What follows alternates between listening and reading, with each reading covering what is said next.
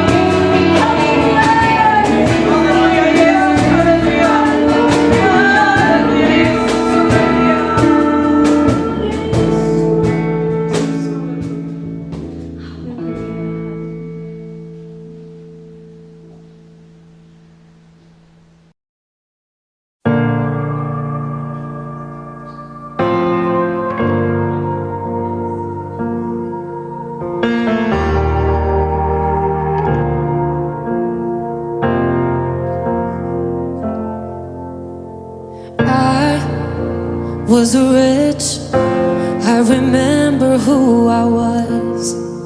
I was lost, I was blind, I was running out of time. Sin separated, the breach was far too wide. But from the far side of the chasm, you held me in your sight. So you made a way across the great divide, left behind heaven's throne to build it here inside.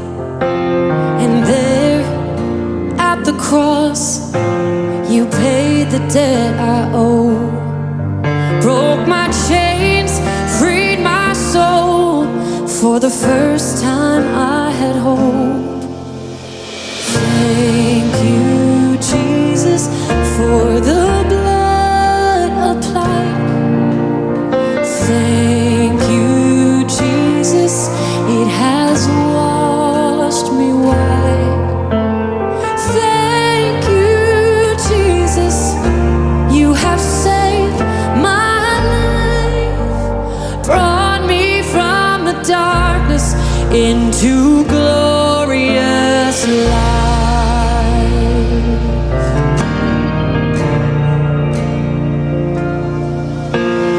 You took my place, laid inside my tomb of sin.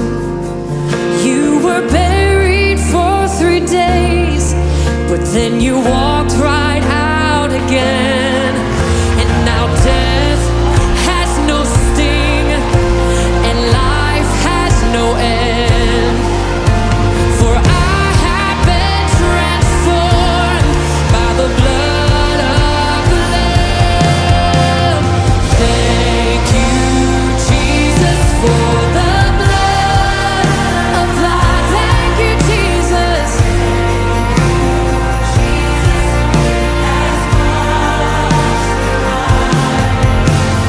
Thank you, Jesus, you have saved my life, brought me from the darkness into glorious light. There is nothing stronger than the wonder-working power of the blood.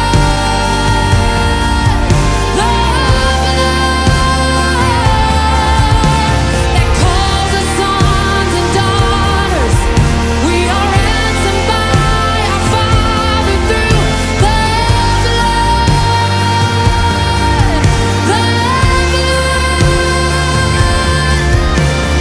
There is nothing stronger of the wonder-working power of the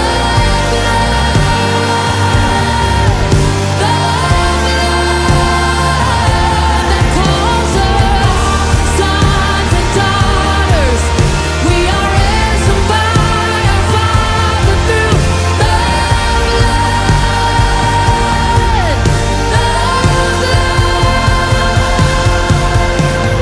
Thank you, Jesus, for the blood applied. Thank you, Jesus, wash me white.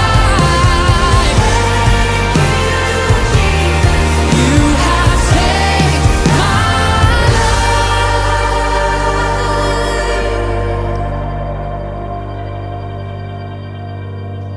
brought me from the darkness into glorious light.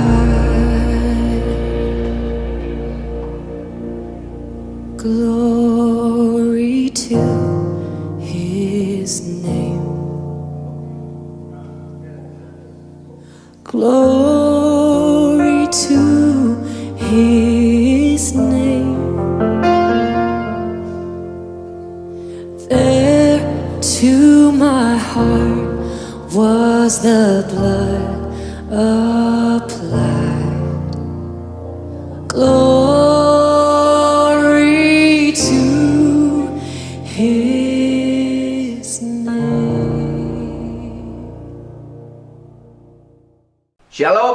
Bapak dan Ibu, jemaat Tuhan, GSJ Efrata, tidak terasa di tahun ini kita sudah memperingati Jumat Agung atau hari Tuhan Yesus berkorban dan dengan menyerahkan nyawanya di atas kayu salib. Dan hari Minggu kita akan bersama-sama. Wow, saya sudah tidak sabar untuk bersama-sama dengan saudara di tahun ini, datang ke rumah Tuhan, datang ke gereja bersama-sama untuk memperingati hari Paskah, hari di mana kita menyambut kebangkitan Tuhan Yesus. Hari ini di Jumat Agung ini saya akan berbicara dengan satu topik, dan saya berpikir topik ini seharusnya menjadi gaya hidup kita di masa-masa seperti sekarang ini. Apakah ini judul kebenaran firman Tuhan yang ingin saya bagikan kepada Bapak Ibu saudara-saudara sekalian yang dikasihi Tuhan. Temanya adalah pengorbanan sejati. Berkorban, saya mengatakan, berkorban bukan berbicara tentang jumlah. Bukan seberapa banyak yang Anda dapat berikan atau yang Anda dapat korbankan. Bukan. Berkorban adalah berbicara tentang sikap hati. Berbicara tentang keikhlasan ketika Anda berkorban.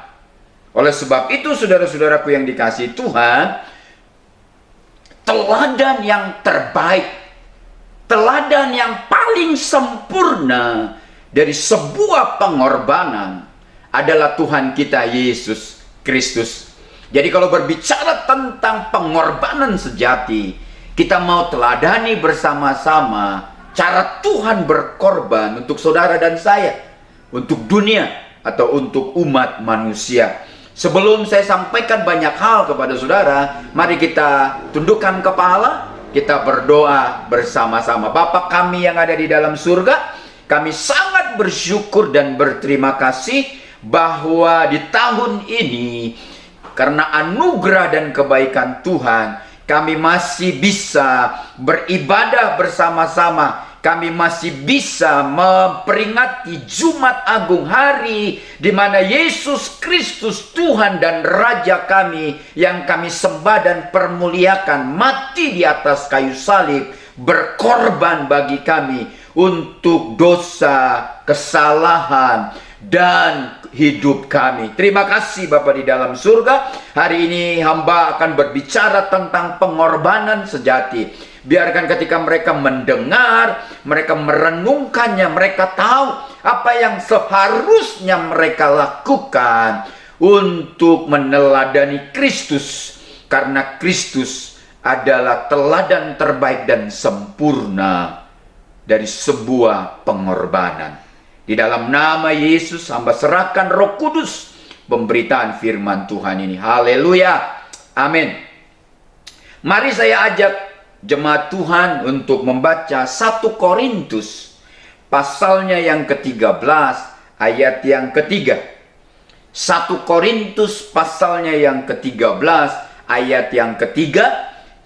Dan sekalipun aku, Paulus katakan kepada jemaat yang ada di Korintus, dan sekalipun aku membagi-bagikan segala sesuatu yang ada padaku, bahkan menyerahkan tubuhku untuk dibakar, tetapi jika aku tidak mempunyai kasih, sedikit pun tidak ada faedahnya bagiku. 1 Yohanes pasal yang ketiga ayat yang ke-16, demikianlah kita ketahui kasih Kristus, yaitu bahwa Yesus telah menyerahkan nyawanya untuk kita. Di dalam Filipi pasal yang kedua ayat yang ke-8 dikatakan, dan dalam keadaan sebagai manusia, ia telah merendahkan dirinya dan taat sampai mati, bahkan sampai mati di atas salib. 1 Petrus pasal yang kedua ayat yang ke-24, Ia sendiri telah memikul dosa kita di dalam tubuhnya di kayu salib, supaya kita yang telah mati terhadap dosa hidup untuk kebenaran. Oleh bilur-bilurnya kamu telah sembuh. Terakhir saudara-saudaraku sebelum saya bahas adalah di Wahyu, kitab Wahyu pasal yang kelima, ayat yang ke-19. Engkau telah disembeli, bagian B saudara-saudaraku, engkau telah disembeli dengan darahmu. Engkau telah membeli mereka bagi Allah dari tiap-tiap suku dan bahasa dan kaum dan bangsa. Faktanya saudara-saudaraku, kalau berbicara tentang pengorbanan sejati, faktanya memang hanya sedikit saja orang-orang yang mau berkorban untuk orang lain. Kalaupun ada, itu mereka lakukan karena ada faktor lain yang mempengaruhinya. Karena ada motivasi lain di balik seseorang berkorban. Tetapi ayat-ayat yang saudara baca, yang saya bacakan buat saudara, itu berbicara tentang pengorbanan Tuhan Yesus yang tanpa pamrih, tanpa motivasi, tanpa faktor apapun yang mempengaruhinya. Hanya satu penyebabnya, yaitu dikatakan karena Yesus mencintai saudara, karena Yesus mencintai saya, karena kasihlah Dia rela mati di atas kayu salib. Jadi pengorbanan sejati, sekali lagi, hanya bisa dilihat, diteladani dari cara Kristus berkorban untuk saudara dan untuk saya. Mari kita baca 1 Petrus pasal 2 ayat 21-25.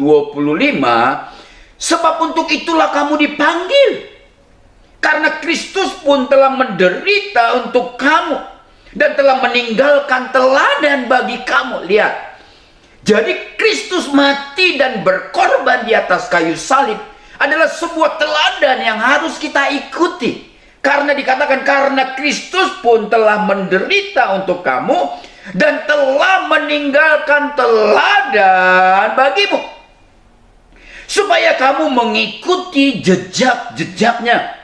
Ia tidak berbuat dosa, tipu tidak ada dalam mulut. Ketika ia dicaci maki, ia tidak membalas dengan caci maki. Ketika ia menderita, ia tidak mengecam atau mengecam, tetapi ia menyerahkannya kepada Dia yang menghakimi dengan adil.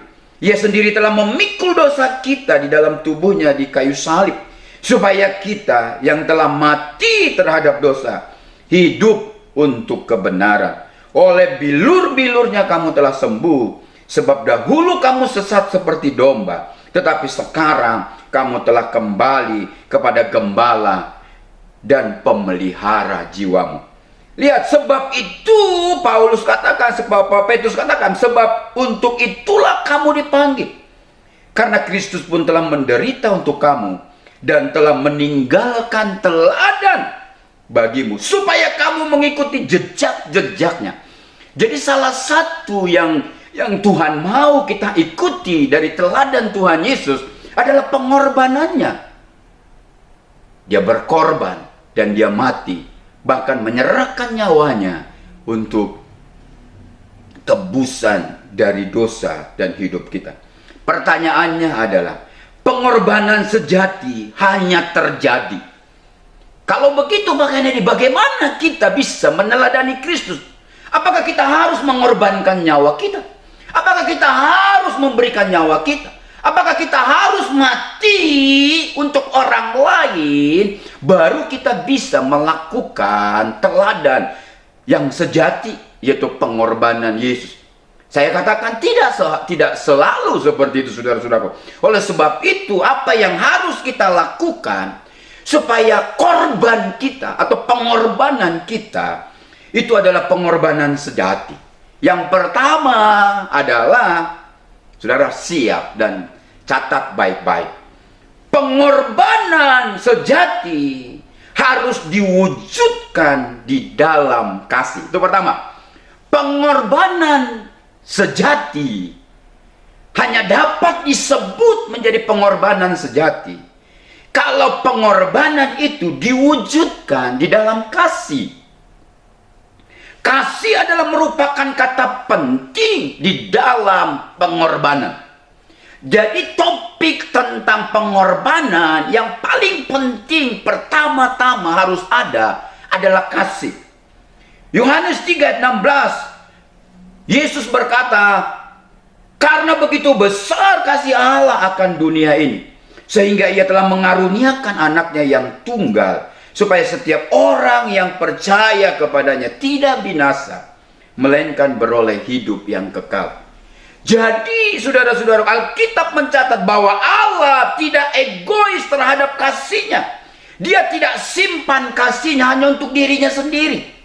Ia sangat mengasihi kita, sehingga ia mengutus Yesus untuk mengerjakan kasihnya itu dan dapat kita terima sebagai manusia, sebagai sasaran kasih itu. Wahyu 5 ayat 9 dikatakan, engkau telah disembelih dan dengan darahmu engkau telah membeli mereka bagi Allah dari tiap-tiap suku dan bahasa dan kaum dan bangsa. Proyek Allah yang sangat besar adalah mengasihi dunia. Kalau Allah mengasihi dunia, Allah mau tidak mau rela atau tidak rela harus mengorbankan yang terbaik. Dan yang terbaik itu adalah anaknya yang tunggal. Proyek kasih Allah adalah proyek yang tidak mudah, memerlukan pengorbanan. Karena yang ia kasihi adalah orang lemah, saudara dan saya. Orang yang masih berdosa seperti saudara dan saya. Dan orang yang melawannya. Karena kita adalah orang-orang pemberontak. Tapi Allah mengasihi saudara dan mengasihi saya. Allah ingin kita terlibat di dalam proyek kasihnya ini, saudara-saudaraku. Dengan cara apa? Berkorban dengan kasih kepada sesama kita. Pengorbanan kita tidak akan bernilai apa-apa kalau pengorbanan kita hanya dilakukan tanpa didasari oleh kasih. Oleh sebab itu saudara-saudaraku, saya sudah bacakan di awal 1 Korintus pasal 13 ayat 3 bahwa Alkitab mengatakan, Paulus mengatakan, sekalipun aku membagi-bagi segala sesuatu yang ada padaku, apa yang ada padamu, hartamu, uangmu, emasmu, perakmu, segala sesuatu kau bagi-bagi, bahkan menyerahkan tubuhku untuk dibakar, tetapi jika aku tidak mempunyai kasih, sedikit pun tidak ada faedahnya. Jadi sekalipun saudara mengorbankan hidup saudara, mengorbankan, memberikan uang saudara, memberikan harta terbaik saudara, tapi ketika saudara memberikannya tanpa dilandasi oleh kasih, Paulus katakan itu tidak ada faedahnya, tidak ada manfaatnya, itu tidak bernilai apa-apa. Lihat di ayat-ayat, kalau saudara baca 1 Yohanes pasal 3 ayat 16 yang seperti saya sudah bacakan buat saudara di awal. 1 Petrus pasal 2 ayat 24. Lihat dari ayat-ayat di atas. Hulunya, lihat nih, hulunya adalah kasih, tapi hilirnya adalah pengorbanan. Saudara berkata, aku mengasihi Tuhan, tapi tanpa rela berkorban, itu bukanlah kasih. Saudara berkata, aku mengasihi Tuhan, tapi tanpa rela berkorban, itu bukanlah sesungguhnya ungkapan kasih yang terdalam. Itu adalah tidak ada faedahnya, saudara-saudara. Lihat ketika Tuhan mengatakan, aku mengasihi dunia, itu awal. Maka dia berkorban anaknya yang tunggal. Tanpa kasih, pengorbanan yang kita lakukan menjadi hambar. Tetapi karena kasih kita, karena kasih kita baru tahu bahwa pengorbanan itu nilainya sangat luar biasa, sangat tinggi, sangat mulia. Dan itu bisa kita lihat ketika Bapa mengasihi manusia, Yesus Kristus anaknya yang tunggal rela berkorban untuk saudara dan saya. Di dalam salib itulah terletak kesempurnaan dari sebuah kasih yang diwujud nyatakan oleh Yesus. Dia rela disesah, dia rela dicambuk, dia rela diludahi, dia rela dianiaya, serta dianggap sebagai penjahat. Memikul salib baginya adalah jalan kesukaan. Karena dia tahu bahwa di dalam salib itulah ia dapat menanggung beban dosa manusia. Oleh sebab itu saya katakan, di dalam salib itulah kita bisa melihat kesempurnaan kasih dan bisa melihat kesempurnaan dari pengorbanan.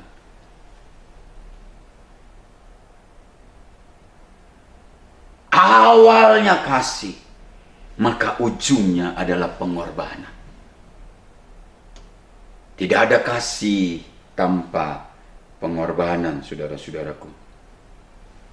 Pengorbanan dan kasih mempunyai hubungan yang sangat amat erat. Kasih tanpa pengorbanan itu sia-sia dan hambar. Namun pengorbanan tanpa kasih adalah sia-sia belaka juga. Karena itu mengasihilah dan berkorbanlah itu sesuatu yang harus terjadi. Kasih dan pengorbanan harus berjalan seiringan.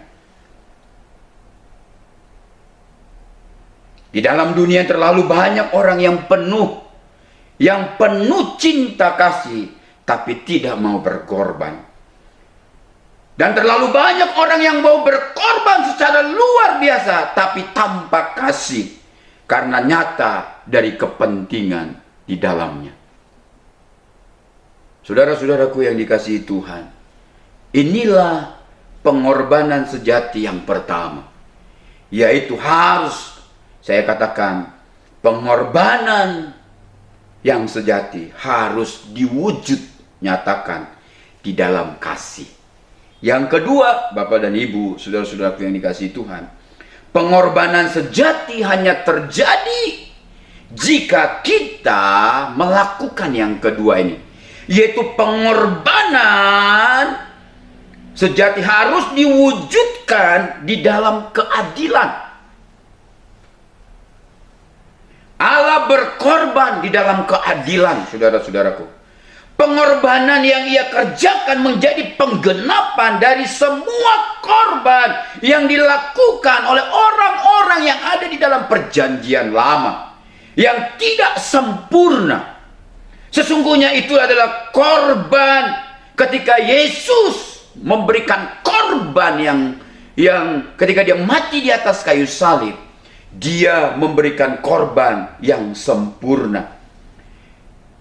Semuanya itu disempurnakan di dalam keadilan Allah. Di dalam keadilannya ia menuntut bahwa semua orang berdosa harus dihukum. Dan itulah sebuah keadilan. Alkitab berkata semua orang telah berbuat dosa di Roma 3:23. Itu artinya bahwa semua orang sedang berada di bawah penghukuman. Penghukuman itu berupa kematian. Karena Alkitab berkata bahwa upah dosa adalah maut. Di Roma 6:23.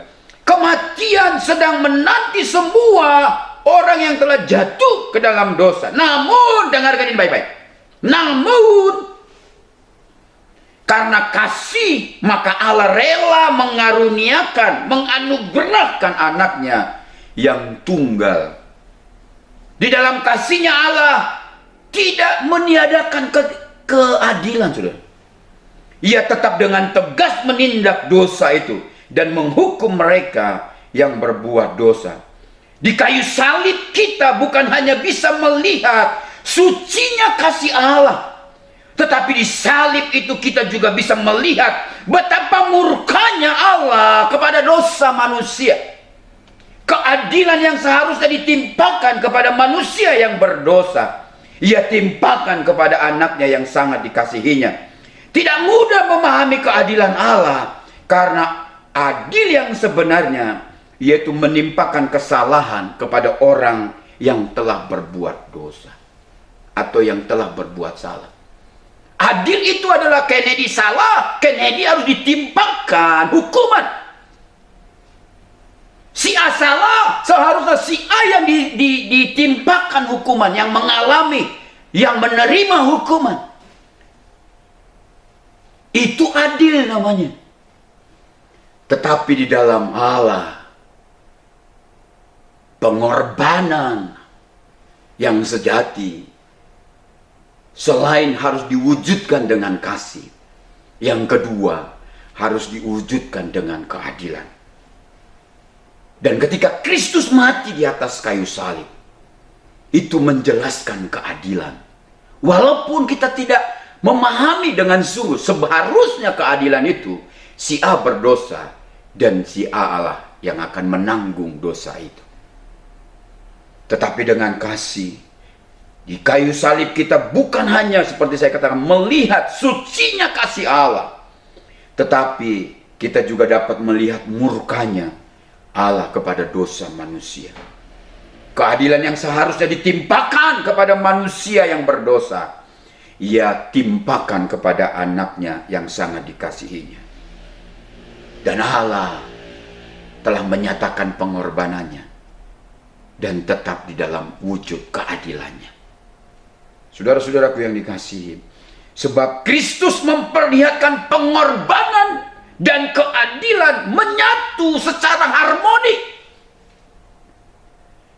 Kematian Kristus di atas kayu salib sedang memberitahukan kepada saudara dan saya, memberitahukan kepada dunia, bahwa apa yang dilakukan Yesus di atas kayu salib sedang memperlihatkan bahwa pengorbanan dan keadilan menyatu dengan harmoni.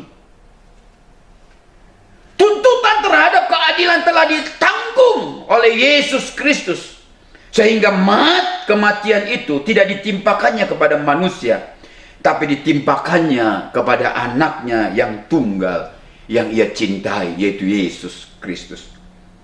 Begitu juga dengan kita, saudara-saudaraku.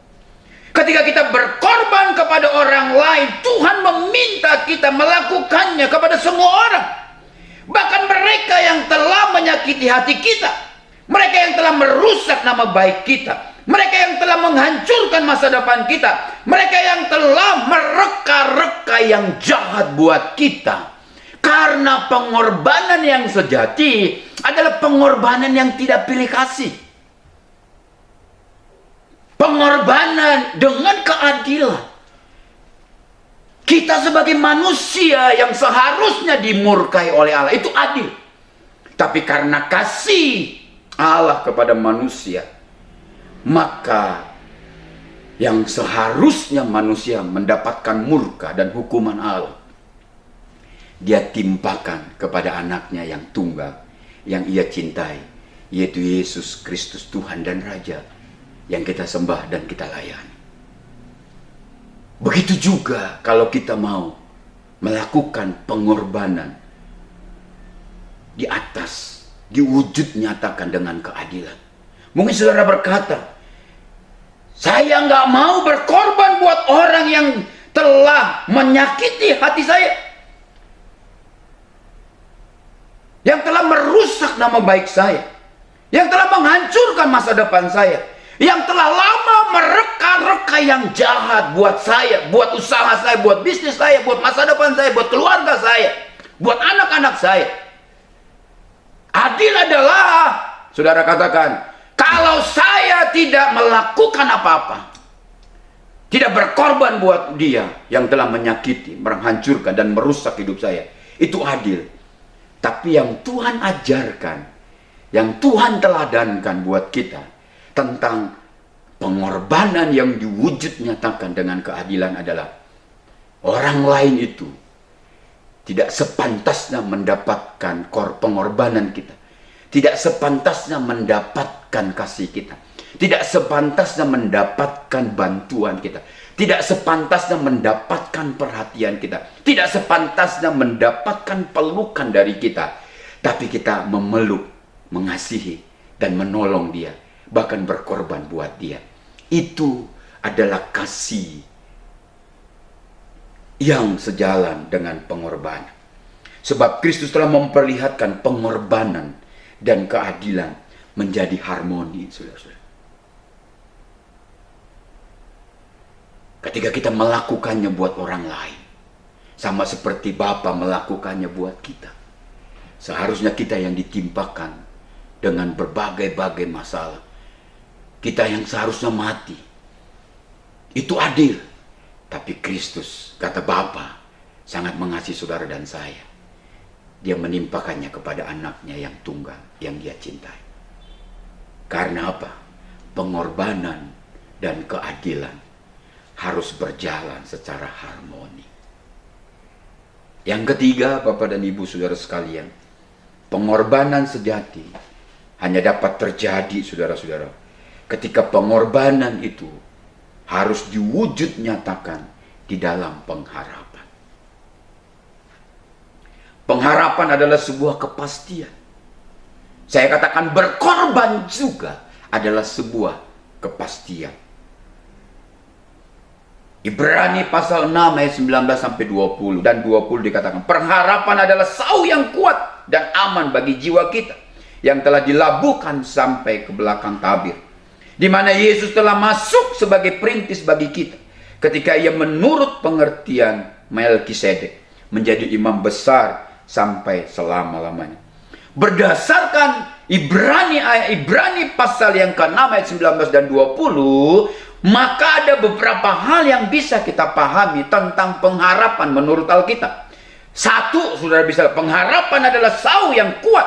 Dua, pengharapan memberi ketenangan dan kenyamanan serta keamanan bagi jiwa kita. Ketiga, pengharapan kita bersumber kepada Yesus Kristus. Keempat, pengharapan kita dijamin oleh Yesus sebagai imam besar kita.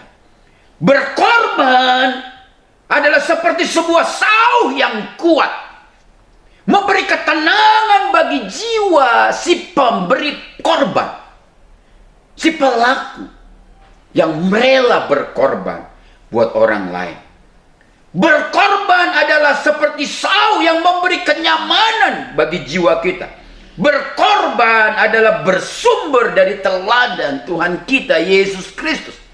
Oleh sebab itu, saudara-saudaraku, berkorban harus diwujudkan di dalam sebuah pengharapan, karena berkorban itu seperti sau bagi jiwa kita, kebahagiaan, kenyamanan bagi jiwa kita.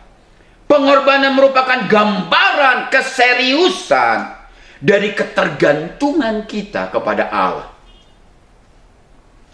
Kalau engkau punya pengharapan hanya satu-satunya di dalam Yesus, maka dengarkan ini baik-baik. Pengorbanan merupakan gambaran dari keseriusan kita, dari keseriusan saya, dari ketergantungan saya hanya kepada Kristus.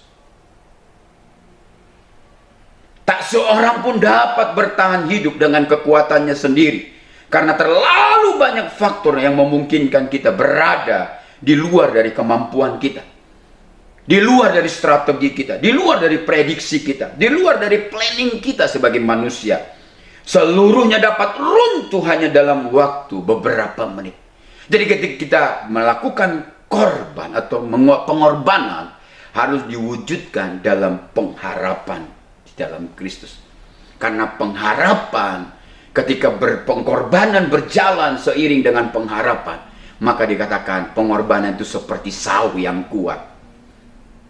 Dia dikatakan akan dapat memberi kenyamanan, keamanan, ketenangan bagi jiwa dan hidup kita, saudara-saudaraku. Yang keempat, pengorbanan sejati hanya terjadi jika pengorbanan itu dapat diwujud nyatakan tanpa batas dan waktu. Tanpa batas waktu, saudara. Pengorbanan hanya harus diwujud nyatakan tanpa batas waktu. Pengorbanan Tuhan ajarkan adalah pengorbanan tanpa batas waktu.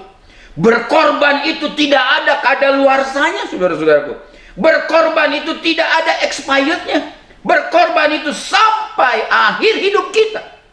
Jangan berhenti berkorban sekalipun orang-orang tidak menghargai pengorbanan kita. Amin.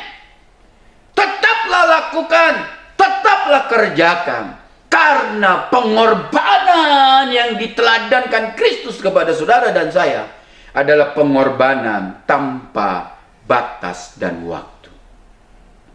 Salah satu pengorbanan tanpa batas waktu yang dilakukan oleh orang-orang Kristen di zaman sekarang adalah bentuk pengorbanan yang tanpa batas waktu adalah mematikan dosa kita.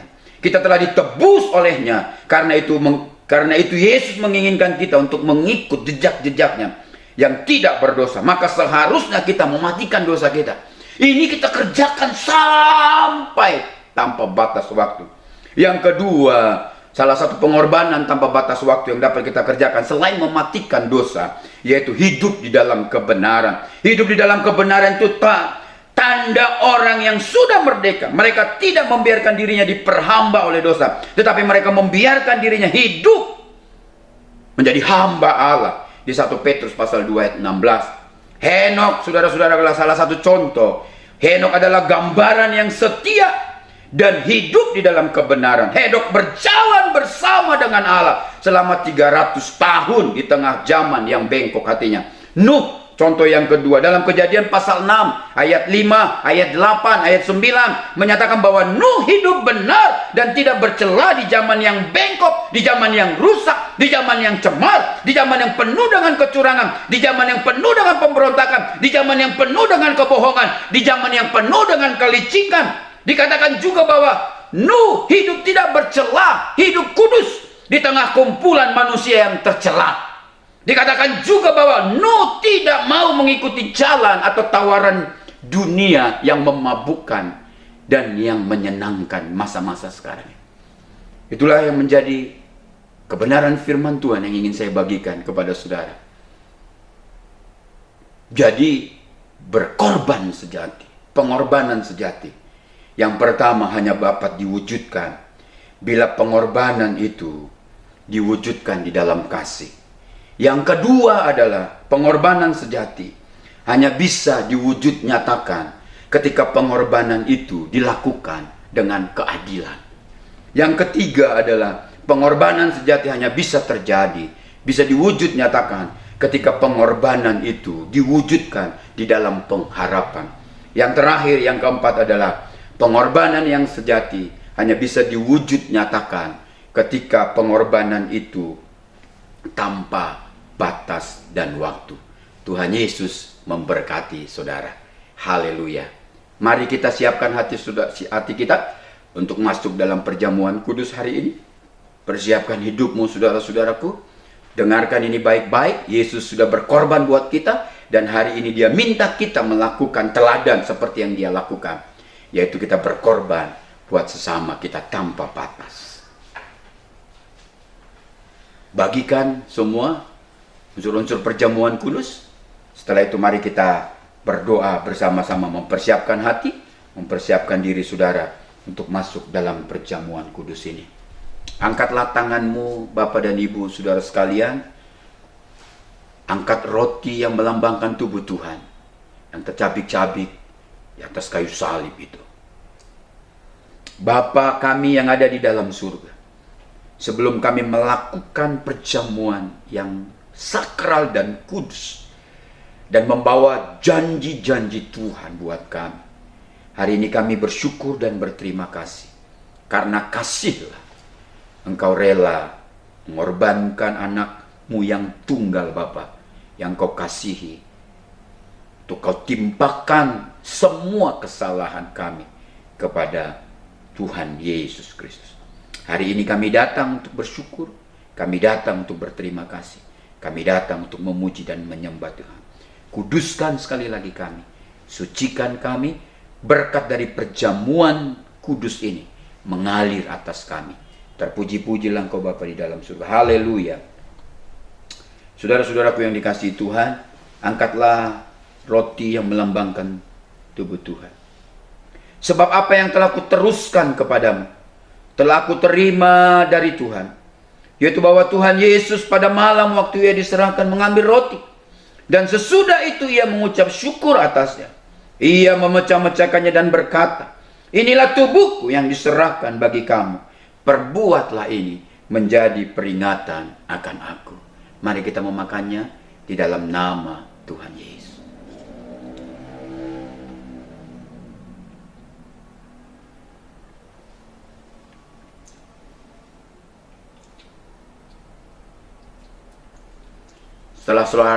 Setelah saudara selesai makan roti yang melambangkan tubuh Tuhan, angkatlah cawan Tuhan di hadapannya dan biarkan dia menyatakan kemuliaan, kuasa, berkat dan mujizatnya dalam hidup kita.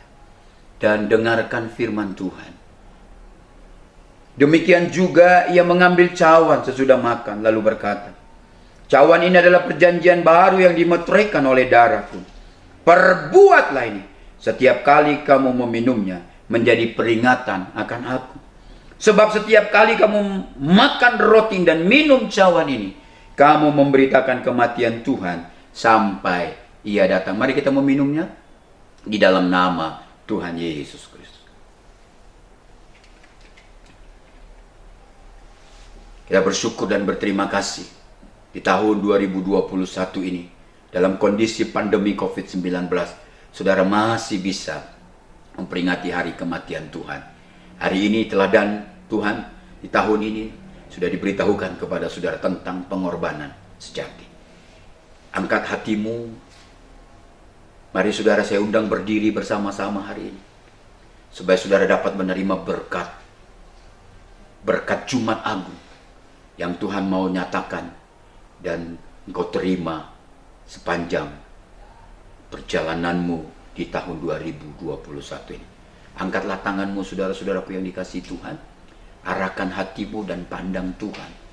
Ketika engkau mengangkat tangan, biarkan tangan Tuhan yang turun untuk memberkati dan menyatakan kuasanya buat saudara. Terimalah berkat dari Allah Bapa kita, kasih sayang dari Yesus Kristus, serta persekutuan dari Roh Kudus akan menaungi hidup saudara, hidup saya, hidup keluarga saudara dan anak-anak saudara, mulai dari saat ini sampai Maranatha. Tuhan Yesus memberkati. Haleluya. Amin. Terima kasih telah mengikuti ibadah online GSJ Efrata. Untuk persembahan umum dan persepuluhan dapat ditransfer melalui rekening BCA dengan nomor rekening 1763013344 atas nama Gereja Sidang Jemaat Allah.